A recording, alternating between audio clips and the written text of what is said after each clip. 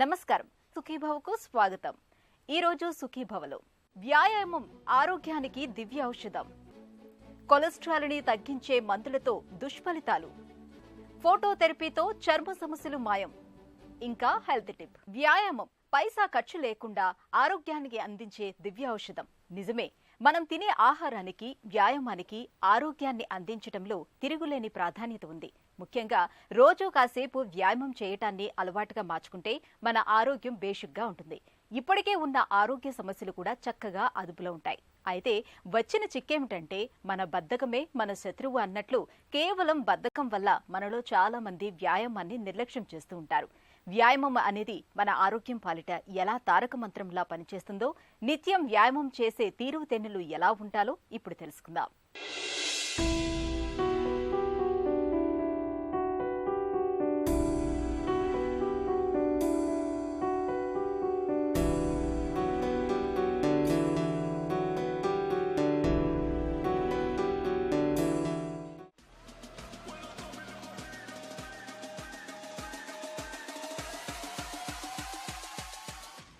వ్యాయామం పైసా ఖర్చు లేకుండా ఆరోగ్యాన్నిచ్చే దివ్యౌషధం. తినే ఆహారం, చేసే వ్యాయామం, ఈ రెండింటి విషయంలో జాగ్రత్త వహిస్తే మన ఆరోగ్యానికి సగం బీమా లభించినట్టే. తిండి విషయంలో ఎవ్వరికీ పెద్దగా బద్ధకం ఉండదు, కానీ వ్యాయామం విషయానికొచ్చేసరికి ఎక్కడా లేని బద్ధకం ఆవహిస్తుంది. నేటి హైటెక్ జీవనశైలిలో పొద్దున్నే నిద్రలేచి వ్యాయామం చేయడం అన్నది అత్యంత కష్టమైన విషయంగా మారుతోంది. నిజానికి కేవలం సరైన శారీరక శ్రమ లేకపోవడం వల్లే స్థూలకాయం, షుగర్, బీపీ, గుండె జబ్బుల్లాంటి అనేక జబ్బులు వచ్చి పడుతున్నాయన్నది చేదు నిజం. ఇటీవలి కాలంలో ఏ సమస్యతో ఏ డాక్టర్ని కలిసినా చికిత్సతో పాటుగా వ్యాయామం కూడా తప్పనిసరిగా చేయండని సలహా ఇస్తున్నారు. అసలు వ్యాయామం చేయడం అవసరమా? వ్యాయామం చేస్తే వచ్చే లాభాల కన్నా వ్యాయామం చేయకపోతే వచ్చే నష్టాలు ఎక్కువ. మీరు 3 నెలల పాటు ఎటువంటి వ్యాయామం చేయకపోతే, ఓన్లీ ఆఫీస్కి వెళ్ళడం, ఇంటికి రావడం, టీవీ చూసుకోవడం, పడుకోవడం, మళ్ళీ ఆఫీస్కి వెళ్ళడం, ఇదంతా కూడా ఒక సెడెంటరీ లైఫ్. ఇలా మీరు 3 నెలలు చేస్తే 3 మంత్స్ అవగానే మీ శరీరంలో నుంచి ప్రతిరోజు 8 గ్రాముల కండ కరిగిపోతుంది. 8 grams ఆఫ్ మసిల్ లాస్. దీన్ని మీరు ఉపవాసాలు చేసినా, పూజలు చేసినా దీని నుంచి మీరు తప్పించుకోలేరు. నెంబర్ 2, 3 నెలల ఇన్యాక్టివిటీ తర్వాత ప్రతి వారం మీ ఎముకల్లో నుంచి 1.54 grams ఆఫ్ కాల్షియం బయటికి వెళ్ళిపోతుంది. అంటే మనకు తెలియకుండానే ఎముకలన్నీ కూడా కరగడం మొదలు పెడతాయి. ఇక 3వది, మన రక్తంలో ఉండేటువంటి ప్లాస్మా అనే లిక్విడ్, దీంట్లోనే మనకు కావాల్సిన వ్యాధి నిరోధక లక్షణాలున్న ప్రోటీన్స్ ఉంటాయి. Immunity proteins, immunoglobulins. ఇవి కూడా ప్రతి 10 సంవత్సరాలకి 10% తగ్గిపోతుంది. లాస్ట్ బట్ మోస్ట్ ఇంపార్టెంట్, ఒక మనిషి వ్యాయామం చేయకుండా ఉంటే ప్రతి 10 సంవత్సరాల్లో 3 ఏళ్ల వయసు తగ్గిపోతుంది. అంటే 30 ఏళ్ల కుర్రవాడు 33 ఏళ్ళుగా మారిపోతాడు. 40 ఏళ్ళ ఆయన 46 సంవత్సరాల్లో కనిపిస్తాడు. ప్రతి 10 ఏళ్లకి 3 సంవత్సరాలు ఆయువు తగ్గిపోతూ ఉంటుంది. ఇక మన శరీరంలో ఉండేటువంటి రసాయనాలు అంటే chemistry, hormones, enzymes, electrolytes, neuro transmitters, ఇవన్నీ కూడా ఏమవుతాయంటే గ్రాడ్యువల్గా తగ్గిపోతూ ఉంటాయి. అంటే వ్యాయామం చేయని వాళ్ళ శరీరంలో కంటే చేసేవాళ్ళ శరీరంలో వీటి మోతాదు చక్కగా ఉంటుంది. అంటే మన బాడీ పనిచేసే విధానం సన్నగిల్లుతుంది. అందువల్లనే మన చుట్టూ ఉండే వైరస్లు, బ్యాక్టీరియా, ఫంగై, ఇవన్నీ కూడా మనకు ఈజీగా అటాక్ చేస్తాయి. సుప్రభాత వేళలో, తొలికోడి కూసే వేళలో, ఉదయ రవికిరణాలు ప్రసరించే వేళలో వాతావరణం ఎంతో ఆహ్లాదంగా, పరవశంగా ఉంటుంది.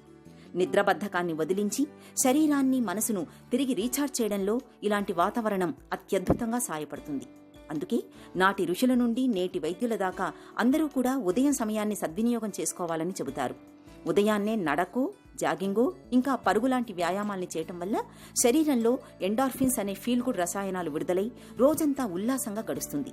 అలాగే ఫిట్నెస్తో పాటు శరీరంలో రోగ నిరోధక శక్తి కూడా బాగా పెరిగి అనారోగ్యం దరిచేరకుండా ఉంటుంది. ఈ మధ్యకాలంలో వ్యాయామం చేసేటప్పుడు చనిపోవడం మనం చూస్తూనే ఉన్నాం. మీకు తెలియకుండా ప్రతిరోజు కొన్ని వందల మంది ప్రపంచమంతటా 25 నుంచి 50 సంవత్సరాల వయసు మధ్యలో ఉన్నటువంటి మంచి యువత వ్యాయామం చేస్తూ చనిపోతున్నారు. ఇప్పటివరకు నేను వ్యాయామం చేస్తే జీవిత కాలం పెరుగుతుంది అని చెప్పాను. ఇప్పుడేమో వ్యాయామం చేసేవాళ్ళు చనిపోతున్నారని చెప్తున్నాను. దీనికి కారణం ఏంటంటే, మొదటి మిస్టేక్ మితిమీరి వ్యాయామం చేయటం. నార్మల్గా ఒక మనిషి 60 నిమిషాలు వ్యాయామం చేస్తే ఆరోగ్యంగా ఉండొచ్చు. కానీ స్పోర్ట్స్ పర్సన్లు, marathon runners, long distance runners, games ఆడేవాళ్ళు, వీళ్ళందరికీ మేము 90 నిమిషాల వరకు కూడా వ్యాయామం ఇస్తాం. కాకపోతే దానికి సరిపోయిన వర్క్ రెస్ట్ రేషియో ఉంటుంది. మీరు చేసే పనికి తగినంత విశ్రాంతి, నిద్ర కూడా మేము ప్లాన్ చేస్తాము. అది మీకు జరగటం లేదు. మీరు ఎక్కువ గంటలు పని చేస్తే కొద్దీ మీకు విశ్రాంతి సమయం కూడా పెరగాలి. దీన్నే మేము వర్క్ రెస్ట్ రేషియో అంటాం. మీరు 1 గంట వ్యాయామం చేస్తే మీకు 7:30 నుంచి 8 గంటలు నిద్ర అవసరం. కానీ 2 గంటలు వ్యాయామం చేస్తే ఇంకొక అరగంట నిద్ర అవసరం. 3 గంటలు వ్యాయామం చేస్తే అదనంగా ఇంకో గంట నిద్ర అవసరం. చనిపోయిన వీళ్ళందరూ కూడా వర్క్ రేషియో డిస్టర్బ్ అయిన వాళ్ళు. బరువు ఎక్కువగా ఉంటేనో, రక్తపోటు ఏవైనా ఉంటేనో, అలాగే ఒంట్లో కొవ్వో రక్తంలో కొలెస్ట్రాలో ఉంటే మాత్రమే వ్యాయామం చేయాలి కదా. సాధారణంగా ఈ సమస్యలేవీ లేని వాళ్ళు వ్యాయామం చేయాల్సిన అవసరం ఏముందని అనుకుంటారు చాలామంది. ఈ భావన సరైంది కాదు. బరువు, బీపీ, షుగర్, కొలెస్ట్రాల్ సమస్యలు భవిష్యత్తులో రాకుండా ఉండాలన్నా, అంతకు మించి శరీరానికి దాంతోపాటే మెదడుకు చక్కని ఫిట్నెస్ రావాలన్నా వ్యాయామం ఒక్కటే మార్గం. రోజుకో గంటన్నా వ్యాయామం చేయగలిగితే శరీరంలో కండరాల పటుత్వం పెరుగుతుంది.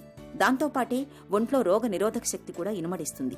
ఎలాంటి అవరోధాలు అడ్డంకులనైనా శారీరకంగా మానసికంగా తట్టుకునే సామర్థ్యం కూడా పెరుగుతుంది. రోజువారీ పనులను అవలీలగా చేయగలిగే సామర్థ్యం కూడా అలవడుతుంది. వ్యాయామం చేయడానికి కొన్ని పద్ధతులు ఫాలో చేయండి. ఫస్ట్లీ, వారానికి 6 రోజులు మాత్రమే చేయండి. 1 రోజు విశ్రాంతికి వదిలేసేయండి. నెంబర్ 2, అట్లీస్ట్ 3-4 రోజులు అవుట్డోర్ యాక్టివిటీ చేయండి. నడక, జాగింగ్, పరిగెత్తడం. అది కూడా నిదానంగా, తొందర ఏం లేదు. This is a life time effort. రేపు పొద్దున వరకు మీరు ఫినిష్ అయిపోవడం లేదు. ఇది జీవితాంతం చేసేటువంటి ప్రయత్నం. గోస్ట్లో 3వ పాయింట్, ఖాళీ కడుపుతోటి అలాగే వెళ్ళి 2 గంటలు వ్యాయామం చేయకూడదు. Pre game meal. మన డైటీషియన్లు, న్యూట్రిషనిస్టు వీళ్ళందరూ ఎన్నో డైట్స్ ఇస్తుంటారు. కానీ స్పోర్ట్స్ న్యూట్రిషన్, ట్రైనింగ్ న్యూట్రిషన్ అనేది ఎంటైర్లీ డిఫరెంట్. ఇది ఎవరికి తెలియదు. ఇది only higher level of sports medicine doctors plus Olympics teams పోయేవాళ్ళు, వీళ్ళకి మాత్రమే తెలిసి ఉంటుంది. మీ స్పోర్ట్ని బట్టి, మీ ట్రైనింగ్ ప్రోగ్రామ్ని బట్టి, వారంలో మీరు ఎన్ని గంటలు ట్రైనింగ్ చేస్తారు, దీన్ని బట్టి మీ న్యూట్రిషన్ని ప్లాన్ చేయాలి. 3వది, అదనంగా ప్రోటీన్ తినాల్సిన అవసరం లేదు. ఎనీవే న్యూట్రిషనిస్ట్ మాట్లాడతారు. హవెవర్, ఎక్సర్సైజ్కి సంబంధించి మీరు మనిషికి కావాల్సింది బాడీకి 1.2 grams per kg. మీరు మామూలుగా తినే ఆహారంలో కూడా చాలా వరకు వస్తుంది. తక్కువ ఉంటే మీరు ఆహారంల రూపంలో మీరు ప్రోటీన్ని తీసుకోండి. 1 గుడ్డు బదులు 2 తినండి. 2 అయితే 3 తినండి. దానివల్ల కొలెస్ట్రాల్ పెరిగి ఏం చనిపోరు. కానీ మార్కెట్లో దొరికే protein powders, substances, steroids, anabolic products ఇవన్నీ తింటే మీ ఆరోగ్యానికి ప్రమాదం. లాస్ట్ అండ్ ఫైనల్ వర్డ్, మీ బాడీని మీరు గమనించండి. అది చెప్తుంది, అరే బేటా పడుకోను, ఈరోజు వద్దు అంటే రోజు చెప్తే వినొద్దు. ఎప్పుడన్నా ఒకరోజు చెప్తే మాత్రం తప్పకుండా వినండి. That is a correct signal for you. తర్వాత మీరు నిన్నటికంటే ఈరోజు బాగలేరు, అలసిపోతున్నారు, శ్వాస తక్కువ అవుతుంది, definitely it could be a heart problem. Check yourself. వయసు మీరుంది, ఎక్కువగా ఆల్కహాల్ తాగుతున్నారు, సిగరెట్ తాగుతారు, నిద్రపోరు, you're a candidate for heart disease. మీరు ఎక్సర్సైజ్ చేసే ముందు ప్రాపర్గా స్క్రీనింగ్ చేసుకోవాలి. డయాబెటీస్ ఉంది, మీ షుగర్ 200 కంటే ఎక్కువ ఉంది, ఎక్సర్సైజ్ చేయొద్దు. అందరూ చెప్తారు ఎక్సర్సైజ్ చేయండి చేయండి. ఎందుకంటే మీరు తిన్న షుగర్ అంతా కూడా బ్లడ్లోనే ఉంటుంది, మీ కండలకు దొరకడం లేదు. So you are going to trouble your muscles. So ఈ డిసీజ్ మోడిఫికేషన్ మీరు ఎక్సర్సైజ్లో చేయాలి. Walking, jogging, running, swimming, cycling వ్యాయామం చేయాలనుకునే వారికి ఇలా ఎన్నో మార్గాలు అందుబాటులో ఉంటాయి. ఇంకా జిమ్ చేయడం, ఏరోబిక్ డాన్సెస్ చేయడం, సంప్రదాయ నాట్యం ఇవన్నీ కూడా వ్యాయామాల కోవకే చెందుతాయి. Cricket, football, tennis, volleyball, shuttle లాంటి ఆటల వల్ల కూడా వ్యాయామం లభిస్తుంది. యోగా కూడా వ్యాయామం కేటగిరీకే వస్తుంది. నిత్యం వ్యాయామం చేయటం వల్ల రోజంతా ఫ్రెష్గా ఉంటుంది. జీవితానికి ఓ క్రమశిక్షణ అలవడుతుంది. ఆరోగ్యకరమైన ఆహారపు అలవాట్లు కూడా మనకు అబ్బుతాయి. వ్యాయామం అనేది పైసా ఖర్చులేని జీవిత బీమా లాంటిది. నిత్య వ్యాయామంతో అత్యుత్తమమైన ఆరోగ్యాన్ని అందిపుచ్చుకోవడం మన చేతుల్లోనే ఉంది. హెల్త్ న్యూస్ మీకోసం. కొలెస్ట్రాల్ను తగ్గించే ఔషధాలను దీర్ఘకాలం వాడటం అనేది కణాల నిర్మాణంలో మార్పులకు దారితీస్తున్నట్లు centre for cellular and molecular biology సంస్థ పరిశోధనలో వెల్లడైంది. గతంలోనూ ఇలాంటివి గుర్తించినప్పటికీ పరమాణు స్థాయిలో ఇప్పటి వరకు ఆధారాలు లభ్యం కాలేదని, అయితే తాజా పరిశోధనలో కణ స్థాయిలో మార్పుల్ని గుర్తించామని సీసీఎంబీకి చెందిన పరిశోధకులు పేర్కొంటున్నారు. ప్రపంచవ్యాప్తంగా అత్యధికంగా అమ్ముడవుతున్న వాటిలో స్టాటిన్స్ మందులు ముందు వరుసలో ఉంటున్నాయి. రక్తంలో అధిక కొలెస్ట్రాల్ను తగ్గించడానికి రోగులకు వీటిని అందిస్తూ ఉంటారు. కీలక ఎంజైమ్ హెచ్ఎంజీ సిఓఏను నిరోధించేలా ఇవి పనిచేస్తాయి. అయితే స్టాటిన్ మందుల వాడకం ఎక్కువైనప్పుడు కణ నిర్మాణంలో మార్పుల్ని అవి ఎలా ప్రేరేపిస్తాయో సీసీఎంబీకి చెందిన పరిశోధకులు ఇటీవల గుర్తించారు. సాధారణ కణం యాక్టిన్ల వంటి ప్రోటీన్లతో తయారవుతుంది. యాక్టిన్లు శరీరంలోని ప్రతి కణం చుట్టూ ప్లాజ్మా పొర కింద ఉంటాయి. కణాలు ఆకారాన్ని, పరిమాణాన్ని కలిగి ఉండటానికి అవి దోహదం చేస్తాయి. స్టాటిన్ ఔషధం రక్తంలోని అధిక కొలెస్ట్రాల్ను తగ్గించడంతో పాటు కణ నిర్మాణానికి కీలకమైన యాక్టిన్ ప్రోటీన్ల పాలిమరైజేషన్ను ప్రేరేపిస్తోంది. తద్వారా కణాల పరిమాణం, పనితీరులో మార్పులు జరుగుతున్నాయని అధ్యయనంలో తేలిందని పరిశోధకులు వివరిస్తున్నారు. ఈ వివరాలు తాజాగా American society of biochemistry and molecular biology నుంచి వెలువడే జర్నల్ ఆఫ్ లిపిడ్ రీసెర్చ్లో ప్రచురితమయ్యాయి. కణస్థాయిలో యాక్టిన్, కొలెస్ట్రాల్ బయోసింథసిస్ మధ్య పరస్పర చర్య, స్టాటిన్ చికిత్స దుష్ప్రభావాలను పరమాణు ఆధారంగా అందజేసిన మొట్టమొదటి పరిశోధన తమదేనని పరిశోధకులు వివరిస్తున్నారు. స్టాటిన్స్ ప్రతికూల ప్రభావాలకు దారితీసే జీవరసాయనిక ప్రక్రియలను అడ్డుకునేందుకు భవిష్యత్తులో మెరుగైన ఔషధాలను అభివృద్ధి చేయడానికి తమ పరిశోధన దోహదం చేస్తుందని పరిశోధకులు విశ్వాసం వ్యక్తం చేస్తున్నారు.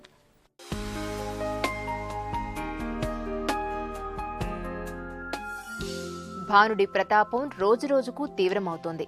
రానున్న రోజుల్లో ఎండ వేడిమి మరింత పెరిగే అవకాశం ఉంది. వేసవిలో ఎక్కువగా దాహం వేస్తుంది. ఒంట్లో ద్రవ నష్టంతో పాటు వడదెబ్బ తగిలే అవకాశాలు ఎక్కువగా ఉంటాయి. ఈ ఇక్కట్లను అధిగమించేందుకు ప్రకృతి మనకు పుచ్చకాయ, కర్బూజాల రూపంలో ప్రత్యేక ఫలాలను అందుబాటులో ఉంచింది. పుచ్చకాయలాగే కర్బూజలో కూడా నీటి శాతం ఎక్కువగా ఉంటుంది. కర్బూజలో పుష్కలంగా లభించే బి కాంప్లెక్స్ విటమిన్లు మనకు తక్షణ శక్తిని అందిస్తాయి. చెమట రూపంలో కోల్పోయిన నీరు, ఇతర లవణాలు తిరిగి భర్తీ అవుతాయి. అతిదాహం బాధ కూడా తగ్గుతుంది. పెదవులు ఎండిపోకుండా ఉంటాయి. ఎండలో చర్మం వడదెబ్బ బారిన కమిలిపోకుండా రక్షిస్తుంది. కర్బూజను మిల్క్ షేక్ రూపంలో తీసుకుంటే శరీరానికి బాగా చలవ చేస్తుంది. ఈ కర్బూజ మిల్క్ షేక్ తాగడానికి పిల్లలకు, పెద్దలకు ఇష్టంగా ఉంటుంది. ఇన్ని ఆరోగ్య ప్రయోజనాలను అందించే పుచ్చకాయను, కర్బూజను ఈ సీజన్లో నిత్యం తీసుకుంటారు కదూ. రోజు కాసేపలా ఉదయపు నీరెండుకు నిలబడితే విటమిన్ డి లభిస్తుందని మనందరికీ తెలుసు. అయితే ప్రకృతి సహజంగా లభించే సూర్యకాంతి కొన్ని రకాల చర్మ సమస్యలను తగ్గించడంలోనూ బాగా తోడ్పడుతుందని మీకు తెలుసా? బొల్లి మచ్చలు, సోరియాసిస్ వంటి చర్మ సమస్యలను నయం చేయడంలో మందులతో పాటు కాసింత సూర్యరశ్మి కూడా అవసరమే అంటున్నారు డాక్టర్లు. ఫోటోథెరపీగా పిలిచే ఈ చికిత్సలో సహజంగా లభించే సూర్యకిరణాలతో పాటు యూవీ లైట్, ఫ్లోరోసెంట్, హాలోజన్, విద్యుత్ దీపాలు, ఎల్ఈడీ లైట్లను ఉపయోగిస్తూ ఉంటారు. చర్మ సమస్యలను నయం చేయడంలో ఫోటోథెరపీ ఎంత ఉపయుక్తంగా ఉంటుందో డాక్టర్ని అడిగి ఇప్పుడు తెలుసుకుందాం.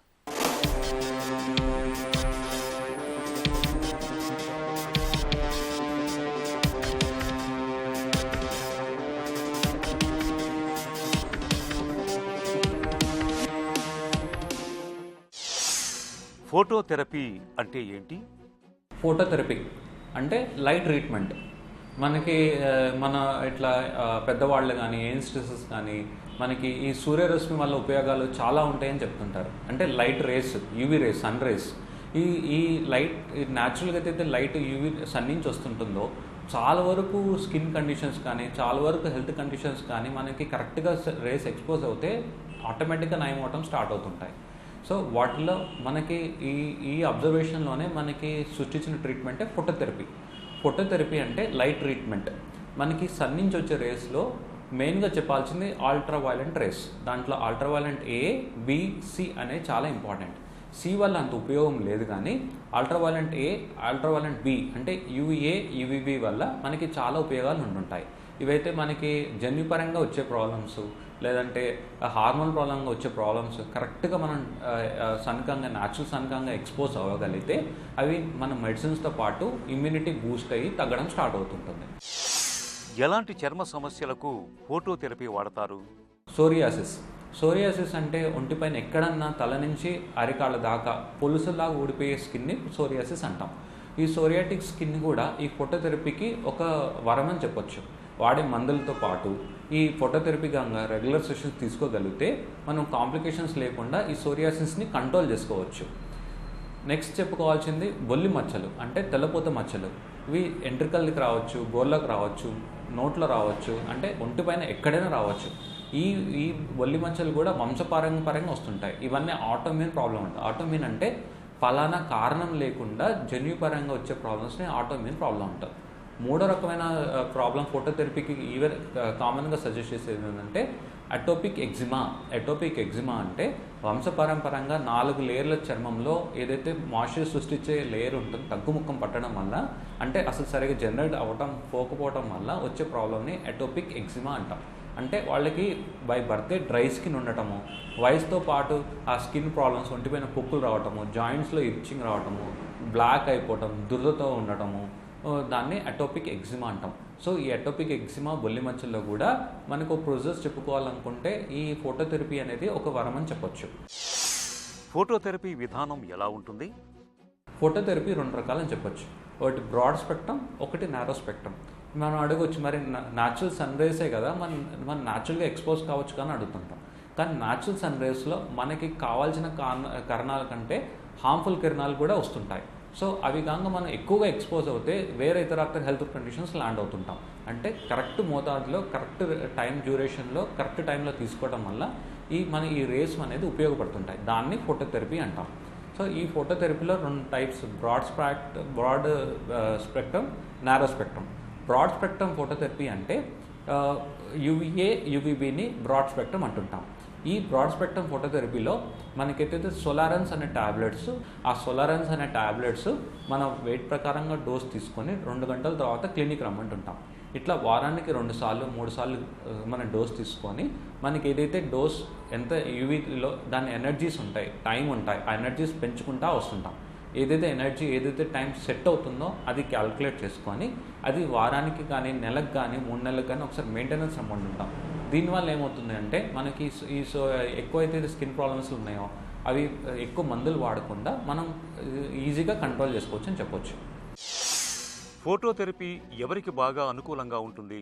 ఈ సోలారెన్స్ అనేవి అందరూ ఎలిజిబుల్ కాదు. హార్ట్ ప్రాబ్లమ్స్ ఉన్న వాళ్ళకి, వయసు పైబడిన వాళ్ళకి, ఫీడింగ్ మదర్స్కి, ప్రెగ్నెంట్ ఉమెన్కి, చిన్నపిల్లలకి ఈ సోలారెన్స్ టాబ్లెట్స్ ఇవ్వకూడదు. ప్లస్ ఈ బ్రాడ్ స్పెక్ట్రమ్ ఉన్నవాళ్ళు, స్కిన్ క్యాన్సర్స్ ఉన్నవాళ్ళు, లేదంటే కెటరాక్ట్ ప్రాబ్లం ఉన్నవాళ్ళు, స్కిన్ అలర్జీస్ ఉన్న వాళ్ళల్లో ఇవి ఎలిజిబుల్ కాదు. సో అట్లాంటి వాళ్ళకి నారో బ్యాండ్ ఫోటోథెరపీ అంటే 311 నుంచి 313 వేవ్ లెంగ్త్ ఆ కిరణాలు ఏవైతే కావాలో అవి వీళ్ళకి ఇస్తుంటాం. ఈ నారో బ్యాండ్ ఫోటోథెరపీ చాలా సేఫ్. ఇవి ఎటువంటి టాబ్లెట్స్ లేకుండా చిన్న వాళ్ళ నుంచి feeding mothers, pregnant mothers, heart problems ఉన్న వాళ్ళకి, లివర్ ప్రాబ్లమ్స్ ఉన్న వాళ్ళకి, ఇంకా ఏజ్ పైబడిన వాళ్ళకి కూడా ఈ ఫోటోథెరపీ ఎలిజిబుల్. అంటే వాళ్ళు నారో బ్యాండ్ ఫోటోథెరపీ అడ్వైస్ చేస్తుంటాం. సో ఈ కిరణాలు ఒక కరెక్ట్ ప్యాటర్న్లో ఎంత ఎనర్జీ కావాలి, ఆ డోస్ ఎంచే వరకు మనం ఎనర్జీస్ పెంచుకుంటూ ఉంటే ఆ డోస్ రీచ్ అయిన తర్వాత అక్కడ స్టెబిలైజ్ చేసుకొని అక్కడి నుంచి మెయింటెనెన్స్ డోస్కి వెళ్ళిపోతూ ఉంటాం. ఫోటోథెరపీ సురక్షితమేనా? ఫోటోథెరపీ వల్ల మనకి చాలా ఉపయోగాలు ఉంటాయి తప్ప మన కరెక్ట్ పద్ధతులు తీసుకుంటే కాంప్లికేషన్స్ అనేవి చాలా తక్కువ. సో సోరియాసిస్ ఉన్నవాళ్ళు, బొల్లి మచ్చలు ఉన్నవాళ్ళు, స్కిన్ ఎగ్జిమాలు ఉన్నవాళ్ళు, ప్లస్ కొంతమందికి ఎండలు వెళ్తూనే దద్దుర్లు వచ్చేస్తుంటాయి. సో వాళ్ళని డీసెన్సిటైజేషన్ ప్రోగ్రామ్ అంటే ఈ ఫోటోథెరపీ వాళ్ళు ఏం చేస్తారంటే ఎనర్జీ తక్కువ అవటం వల్ల, ఎక్స్పోజ్ అవడం వల్ల మనకి సడన్గా ఎండలో తిరగడం కానీ సోలార్ అట్రిక్ ఏరియా అంటాం, అంటే దద్దులు ఎండతో వచ్చేవి, అవి కూడా మనం తగ్గించుకోవచ్చు. చర్మ సమస్యలు మొండిగా మారి వేధిస్తున్నప్పుడు ఓ వైపు మందుల సాయం తీసుకుంటూనే మరోవైపు ఫోటోథెరపీని తీసుకుంటే మంచి ఫలితం ఉంటుంది. బొల్లి, సోరియాసిస్ వంటి చర్మ సమస్యల తీవ్రత చాలా వరకు అదుపులోకి వచ్చేస్తుంది. ఒక చిన్న చిట్కా మీకోసం. వేసవిలో జీర్ణ సమస్యలతో బాధపడుతున్నప్పుడు నీళ్లల్లో కాసిన్ని పుదీనా ఆకులు వేసి రాత్రంతా నానబెట్టి తెల్లారి లేవగానే తాగడాన్ని అలవాటు చేసుకోండి. పొట్టలో సమస్యలు చాలా వరకు తగ్గిపోతాయి.